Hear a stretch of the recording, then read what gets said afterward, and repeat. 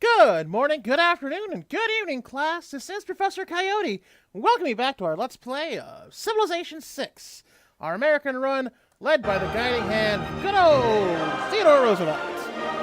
Now, since we're here on the screen waiting to get back into it, of course you know this means that we're going to have a quick talk about TR. As we're kind of going in our maintenance mode after war, I think this is a great time to discuss the most famous piece of infrastructure that Teddy Roosevelt helped bring about, that of course being the Panama Canal. Now, there have been theorized since about the mid-1800s about building a canal somewhere in Central America. Mostly, the main reason for this is, of course, that it is very difficult to get around Tierra del Fuego, Cape Horn down there in South America. That if there was a way to just go whoop through Central America, that would greatly increase traffic going from the East Coast to the West Coast, and not just the railroads, but for larger things that the railroads feasibly can't ship. This is why we still have boat shipping today, and the Panama Canal itself is very, very important. It's so important to the international trade, which is why it recently got expanded, and why China is looking to fund a canal near it or in Nicaragua. Now, the original canal, trying to get through that, it was always difficult for the longest time, not only because of, say, the malaria and the yellow fever, but the country that held the land of Panama, Colombia, didn't really want it to go through. They wanted a lot more money than we were willing to put in, and even though we were allies with America at the time, they just didn't like the idea. So, to get around this, and of course this is not saying that this was a good thing, but TR got around that by helping Panama declare independence and immediately backing them for independence. Once again, we were allies with Colombia at the time. So, as thanks for backing their independence, Panama immediately backed the Grand Canal idea to the point where they even granted that strip of land that was on either side of the canal to the United States to administer the canal. That was given back to Panama around the turn of the millennium, because it was kind of like Hong Kong. It was one of those in perpetuity kind of contracts that later on, in this case it was Jimmy Carter, decided, it would be nice to give it back at the end of the millennium, because, the end of the millennium was so still far in the future, even in the 70s. But that is how the Panama Canal came along. Teddy Roosevelt even actually would go down to check on its progress as it was being built, because it was, of course, difficult. It was digging through jungles. Some of that land had to go somewhere. And this is all done with the turn of the 20th century technology. Even nowadays, it is very difficult for Panama to be able to fund and successfully expand the modern Panama Canal. But with that in mind, let's go build some canals of ourselves. Granted, there aren't very many canals in Civ, but I guess you could say that some of the roads are. I mean, we could build a canal from Valeria to Philadelphia, with how thin that is. In fact, now that I think about it, it does kind of look like Greece. Interesting. Anywho, so let's get on this. If you remember, we had finished off the war just about a turn ago.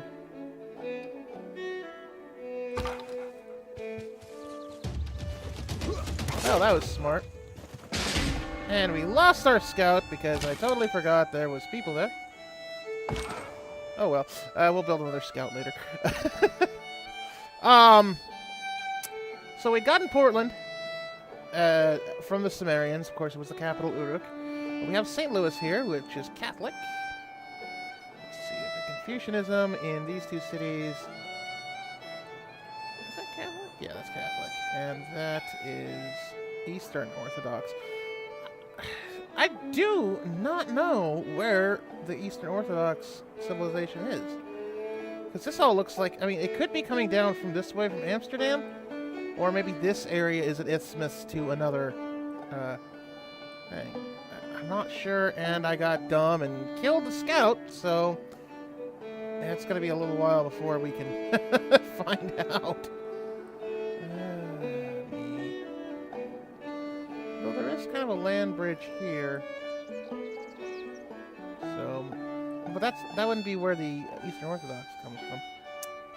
And even though that's just jagged from the not knowing thing. Talking to myself again.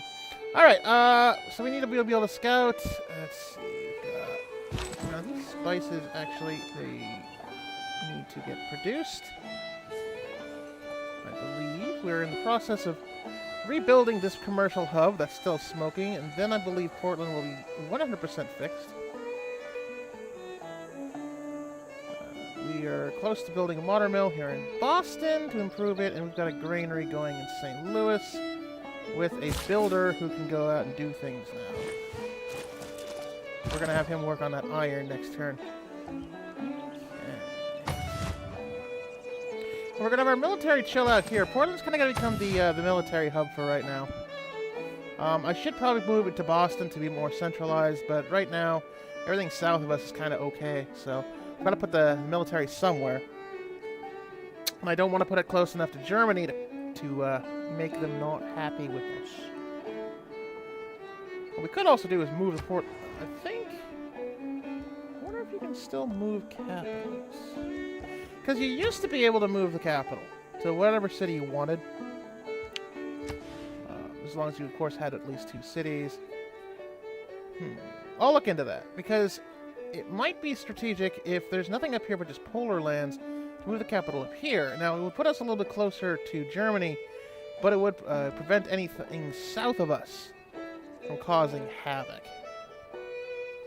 So that'll be something to look into. All right. Get those going. What is that? Oh, we got wheat as a bonus resource. Oh, that's just their logo. Oh, we have Novgorod here. Okay, I didn't even see that. So there is our new... it's the Russians. Now, we haven't actually met the Russians yet, so our trade unit is probably going to try to have to find a way around them. Alright, but we haven't met them enough to know that they exist. I'm pretty sure that once the trader goes through here, we will. So, where the heck did they come from? Maybe from this way.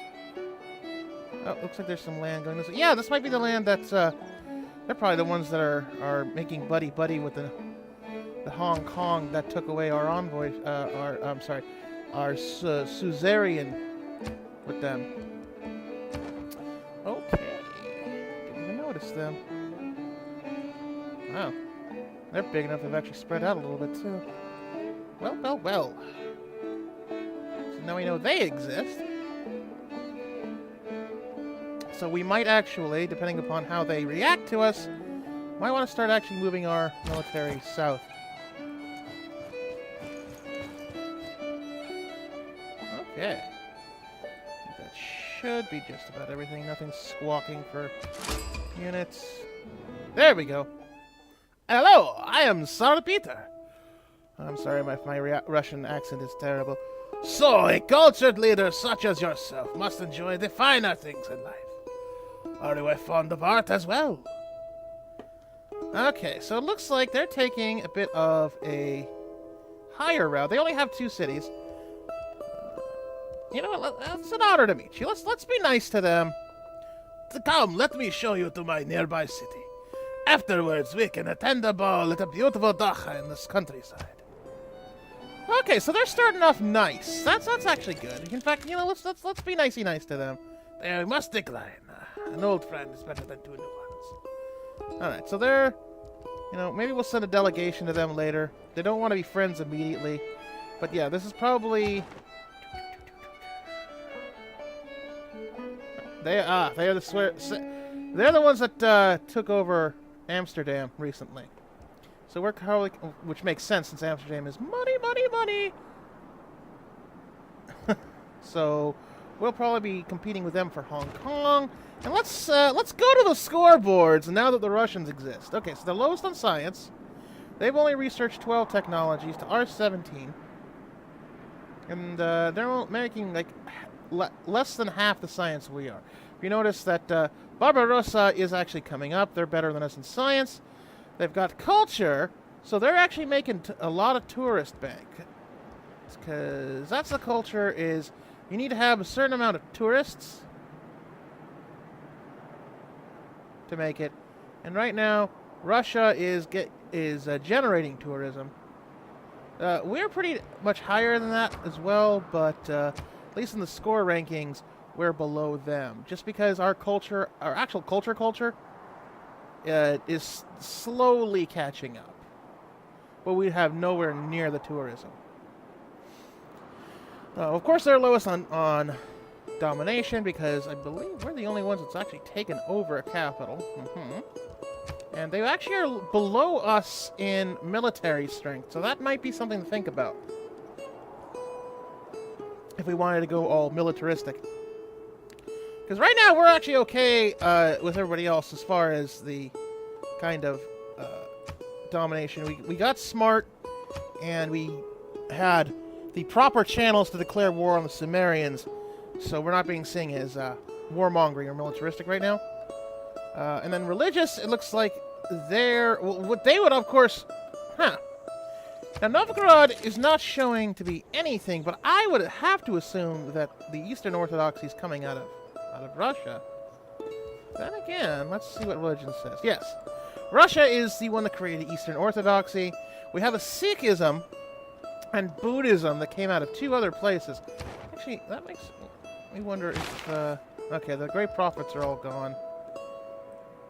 So, we cannot create a religion. We can only just sort of hop on one of those, or have our own sort of generic one that we already do. Although we're already sort of Confucianist. So, anywho. So that's what's going to be going through. It looks like our trade route to Amsterdam is actually going to sort of cut through Novgorod. So we're going to kind of actually make it easier both for Hong Kong and Russia to get up to Philadelphia. So that's another reason why we might want to move our military might, at least cut it in half to send it south. All right. Oh, really? Oh, it's because we're not there yet. It's like, why can't we do that iron thingy? Right, because we need the iron thing. Okay, we can't actually move anything yet, so it looks like that was just us meeting them because the trader had to go through. Oh, and something we also I've noticed now, we are in AD. We are in 100 AD, so we are now officially in, well, not necessarily the modern era, but which is funny because we had what, three Christian religions, maybe two, that formed at least what, 500 years before Christ was born? Yeah. John the Baptist apparently existed in 1720 BC, which means technically, with him and Simon Peter, we're like, should be, what, 1620 80? That's why I love mucking about with history in these games. How can you let those barbarians run amok so close to your home? Oh, excellent! We got Russian caviar. Yay! They're most welcome. So we got some nifty stuff out of them. Probably a little bit of gold. All right. Now let's move forward. I don't think we can bombard them just yet because we don't know they exist. Because our scout kind of went up and died. Okay, so we're going to move the battering ram here to Philadelphia. In fact, we're going to move almost all... We're going to keep, like, the archers up here for right now. I don't even know the barbarians around here. They're probably here somewhere. If Germany's whining about it. Okay, so we'll move a warrior to St. Louis as well. In fact, there we go. We'll sort of divide the line between St. Louis and Philadelphia for right now. With some archers going on out. Because we need to build another scout. We don't have enough to buy one, but that's fine. Okay. So Novgorod exists. That's good. That's there. Washington's going to finish its entertainment complex next turn. And St. Louis will have its third citizen, so that should start speeding up. But we should be able to not do anything. Okay. Yeah, so Germany is looking around. They'll probably end up settling down here. I wouldn't be surprised. Or here, which would make them a complete hypocrite for, why don't build so close to us? But, you know, that wacky AI. In fact, so wacky AI, this hasn't been shown yet, but oh, holy crud, the AI on EU4 has just sort of given us the middle finger.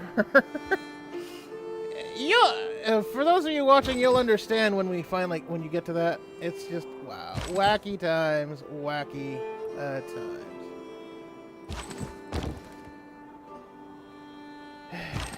And nobody wants to move. Go figure. Oh, well. I think we should be able to move the next turn. There you go, Novgorod. Have some free frickin' roads. What? Oh, he bought a chariot. Gotcha.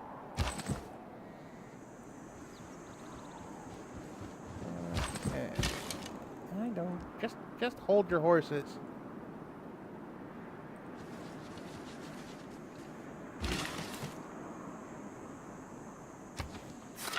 Alright, so now we officially have iron. So we should be able to start upgrading some of our warriors here. Yep. For 80 gold, we can upgrade a warrior to a swordsman without having to build a whole new swordsman. In fact, why don't we have one swordsman? They retain their nifties, as it were.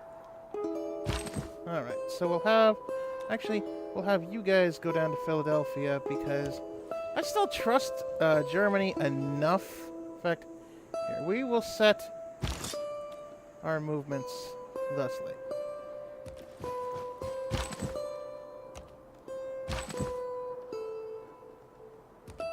Alright, so those two and the spearmen will go that way. Yes, need ornament and then amenities. I know. Washington needs more housing. Amenities. Alright, so we can build a library, we can build an arena, or we can build the Colosseum. That'll give us quite a bit, actually. You know what? Let's pull that. Let's do a. We'll start building a wonder. It'll take 24. Washington's not going to grow for a long while anyway. Let's see. I don't think... We did eat one of the gears to place that. But that's... Actually, we're about full except for this one fishing. And alright. Okay. Boston still got 2, and St. Louis now has 3. So let's look at them. Now that they have 3, they should really start speeding up. We don't need to speed up. Oh, shit. You know what? We can... In fact, it'll start losing if we do it that way. Okay. There we go. 31? No, 16. No, and stop arguing with me. Alright, so it'll take 12 turns to the granary now. And 16 to grow, because unfortunately they're a little bit in a desert area. So... In fact, that hex isn't able to produce anything, it looks like. Ugh. Really put St. Louis in kind of a bad area. Bummer. Let's see. Philadelphia is going to take quite a while. Because they're kind of maxed too. They're going away from that one. Well, they're going to go to the trees, which will do some extra production, but... Boo.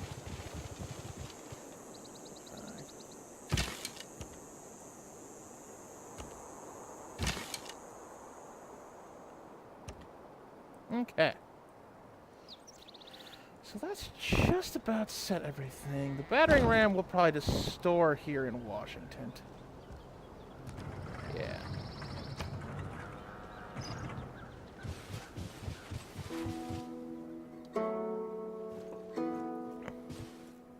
And we've got these guys, so...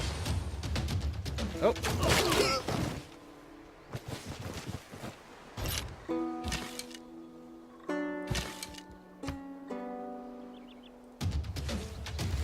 Major victory there.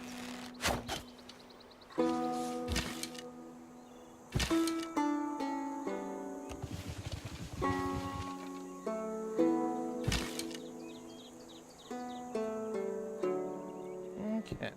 So I've just about got everything set up, so those will already automatically move. The trader is still a few steps out from Amsterdam. Close to an envoy, which we'll probably put into... And let's see if they'll be nice to us. Nope, still declining. Yeah, we've definitely got to keep an eye on them, because they're neutral towards us. They aren't even, like... They aren't friendly, and they aren't unfriendly. It's those neutrals. You never understand whose side they're on. That's not a very good Zap Brannigan voice. I do a much better Nixon voice. But, oh well. So, movie. And then Barbarossa will do his thing.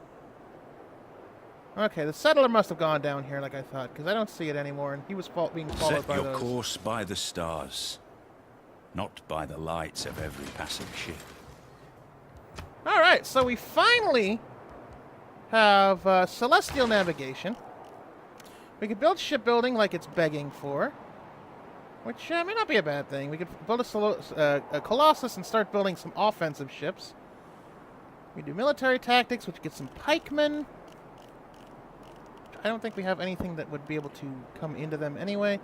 We have machinery, which we could build crossbowmen, which I believe we can actually upgrade the archers into, and the lumber mill, which allows builders to start working on forest areas. We get the apprenticeship and the stirrups and a couple of bit of military engineering and castles, which of course upgrades the ancient walls. Let's see. Shipbuilding would be in 8 turns. Military tactics would be in 6.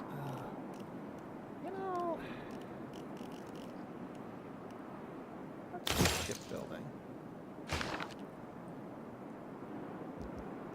Those guys heal. Should be able... Oh, no. Looks like it's just going to be finishing off that scout. That's fine. Won't kill him, but it'll do quite a bit. These guys, I believe, should be able to finish them off. Yeah, decisive victory. That'll finish off that camp. So I'll have to move something into it in order to claim it. Okay. They've all got their movement.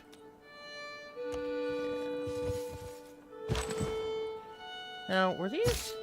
Nope, they're just regular swordsmen.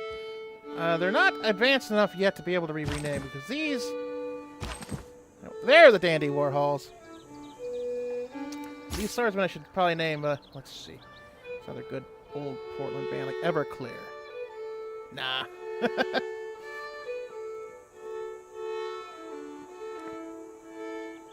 Ooh, the Decemberists! That's what we'll name them. Yeah, these swordsmen will be named the Decemberists. And the Dandy Warhols I'll upgrade once I get a little bit more money. And friendly territory meaning you have to be in the city limits. These guys will be moving as well. They've kind of all got these these things in the way. I think I was having these guys chill out in Boston.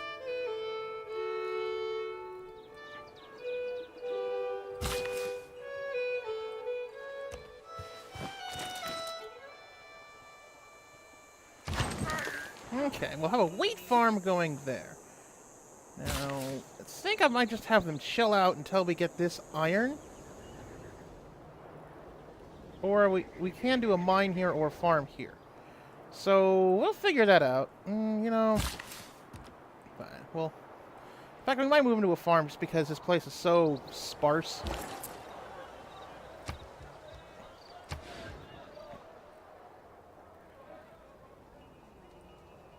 I think that means... Ah! Okay. So now we have here our first super symbol. So as you can see here, this means it does 5. So that'll really help St. Louis's production. Yeah.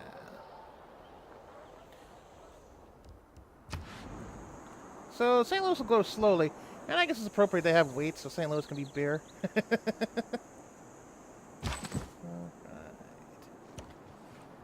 So we'll make these guys our jungle thing. And looks like Novgorod is growing pretty quickly. They're running in against Amsterdam here. So we're going to be watching to see whether the Russians take over Amsterdam or not. And we're going to put a pin in here. We've got some expansion done. Looks like we finished the trade route to St. Louis on the way towards Aachen. And we're finishing off this barbarian batch here. So, we've got a couple things to look forward to. Mostly we're trying to protect against the Russians. And hopefully we get that envoy to send to Hong Kong soon. Looks like it's going to be in about 4 more turns. All right. So with that, I hope you have a very excellent rest of your day. And class dismissed.